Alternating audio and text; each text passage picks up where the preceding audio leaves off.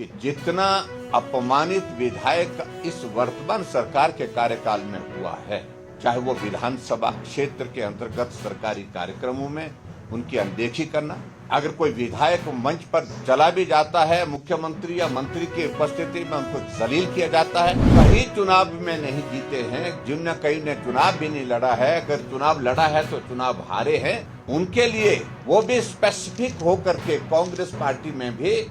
एक विधानसभा क्षेत्र में 3-3, 4-4 नेता है, लेकिन जिस का नाम सुक्खू जी ने डिप्टी कमिश्नर को यहां से भेजा है कि इस विधानसभा क्षेत्र में अमुक कांग्रेस के इस नेता के कहने पर काम जनरेट करने की दृष्टि से क्या सुझाव है, उन सारी बातों को लेकर के इस विधायक प्राथमिकता की बात में चर्चा होती है और ये बैठक मुख्यमंत्री जी की अध्यक्षता में होती है और मुख्यमंत्री और बीच में संबंधित विधायक के कुछ प्रश्नों के जवाब के लिए मंत्री भी इसमें इंटरवीन करते हैं। 2 वर्षों से हिमाचल प्रदेश में कांग्रेस पार्टी की सरकार है और 2 वर्षों से जो हमारे चुने हुए विधायक ऑपोजिशन के विशेष तौर से जिनका मैं जिक्र करना चाहूंगा, परंपरा के हिसाब से का पालन करते हुए विधायक प्राथमिकता की बैठकों में जाते रहे, लेकिन हमें इस बात को लेकर के अफसोस है कि 2 वर्ष के कार्यकाल में ऑपोजिशन के विधायकों की डीपीआर बनने की प्रोसेस अधिकांश जगह पर हुई ही नहीं है। जो हमने प्राथमिकता दी है, पीडब्ल्यूडी में दी है, आईपीएच में दी है, उसकी डीपीआर बनाने की प्रोसेस ही शुरू नहीं हुई है और 2 वर्ष कार्यकाल कांग्रेस का पूरा हो चुका है, कांग्रेस की सरकार का पूरा हो चुका है। ये तीसरी विधायक प्राथमिकता की बैठक है। जब आपको डीपीआर ही नहीं बनानी तो निश्चित रूप से उसके बाद फिर विधायकों के कहने पर काम कैसे हो? आगे बढ़कर के एक और चीज को लेकर के हिमाचल प्रदेश में एक नई परंपरा कि डीपीआर जो बन करके तैयार हो भी गई है पिछली, उसमें भी लिस्ट बना करके मुख्यमंत्री के सामने प्रस्तुत की जा रही है कौन सी डीपीआर हमको नबार्ड के सामने पेश करनी है, नबार्ड को फॉरवर्ड करनी है। और उसमें फिर जो है भारतीय जनता पार्टी यानी कि विपक्ष के विधायकों के जो डीपीआर बनी है उनके सामने कांटा लगता है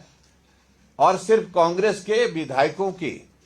और कांग्रेस के विधायकों में से भी उन विधायकों के लिए प्राथमिकताएं तय हो रही है जो मुख्यमंत्री के करीब है, नजदीक है, उनकी स्कीमों के सामने टिक लगता है। और बहुत सारे कांग्रेस के विधायक, जब हमने पिछले कल ये फैसला किया कि हम नहीं जाएंगे, तो कांग्रेस के भी बहुत सारे विधायक ऐसे हैं जो संपर्क कर रहे हैं कि हमारी भी स्थिति ऐसी ही है जैसी स्थिति आपकी है। मैं समझता हूं ये बहुत दुर्भाग्यपूर्ण है। जब मुख्यमंत्री विपक्ष में हुआ करते थे तो विधायक इंस्टीट्यूशन की बहुत लंबी लंबी बातें करते थे, विधायकों के लिए ये होना चाहिए, विधायकों के लिए वो होना चाहिए, विधायकों के जो प्रेरोगेटिव जो है उनको स्ट्रेंथन करना चाहिए, हमको एक मंच पर सारी चीजों को छोड़ करके काम करना चाहिए।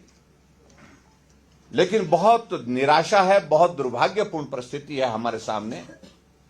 अगर विधायक इंस्टीट्यूशन को पूरी तरह से बर्बाद अगर किया है तो वर्तमान की सरकार में हुआ। हम विधायक चुने हुए हैं, लेकिन विधायक होकर के भी हम डिप्टी कमिश्नर को लिखते हैं कि मेरे विधानसभा क्षेत्र की इस स्कीम के लिए आप पैसा स्वीकृत करिए, लेकिन हमारे कहने पर पैसा स्वीकृत होता नहीं है। जो कहीं चुनाव में नहीं जीते हैं, जिनने कई ने चुनाव भी नहीं लड़ा है, अगर चुनाव लड़ा है तो चुनाव हारे हैं, उनके लिए वो भी स्पेसिफिक होकर के कांग्रेस पार्टी में भी एक विधानसभा क्षेत्र में 3-3, 4-4 नेता है, लेकिन जिस का नाम सुक्खू जी ने डिप्टी कमिश्नर को यहां से भेजा है कि इस विधानसभा क्षेत्र में अमुक कांग्रेस के इस नेता के कहने पर काम होंगे। कि जितना अपमानित विधायक इस वर्तमान सरकार के कार्यकाल में हुआ है, चाहे वो विधानसभा क्षेत्र के अंतर्गत सरकारी कार्यक्रमों में उनकी अनदेखी करना, अगर कोई विधायक मंच पर चला भी जाता है मुख्यमंत्री या मंत्री की उपस्थिति में उनको जलील किया जाता है। बंजार विधानसभा क्षेत्र में तांदी के गांव में आग लग गई, मुख्यमंत्री जी वहां गए, वहां के विधायक सुरेंद्र शौरी जी ने कहा कि मैं भी 2 शब्द बोलना चाहता हूं, लेकिन कांग्रेस का एक नेता था जिसका नाम भाषण देने के लिए वहां पर रख दिया गया था, लेकिन बाद में मुख्यमंत्री ने कहा कि कोई नहीं बोलेगा। विधायक को बोलने का मौका नहीं दिया। इतना बड़ा हादसा हुआ, उस हादसे में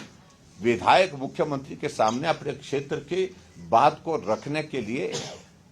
वहां पर उपस्थित था, लेकिन उसके बावजूद उनको बोलने का मौका नहीं दिया गया। मैं समझता हूं यह दुर्भाग्यपूर्ण परिस्थिति है।